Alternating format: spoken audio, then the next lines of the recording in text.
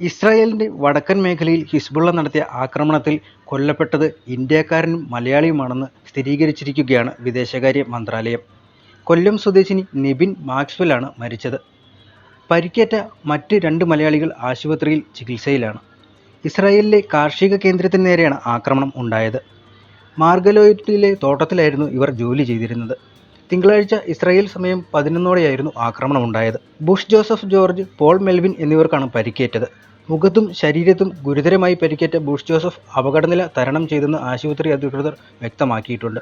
Paul മെൽവിന് സാരമായ പരിക്കേറ്റിട്ടില്ല. ഇടുക്കി സ്വദേശിയാണ് Melvin. എല്ലാവരും കാർഷിക മേഖലയുമായി ബന്ധപ്പെട്ട് ജോലി ചെയ്യുന്നവരാണ്. ഒക്ടോബർ 8-ന് നടന്ന ഹമാസ് ഭീകരാക്രമണത്തിന് പിന്തുണയുമായി വടക്കൻ ഇസ്രായേലിൽ ഹിസ്ബുള്ള നിരന്തരമായി ആക്രമണങ്ങൾ നടത്തുകയാണെന്ന് ഇസ്രായേൽ ആരോപിക്കുന്നുണ്ട്. ശക്തമായി തിരിച്ചടിക്കുന്നുണ്ടെന്നും ഇസ്രായേൽ ഡിഫൻസ് ഫോഴ്സ് വ്യക്തമാക്കുന്നു.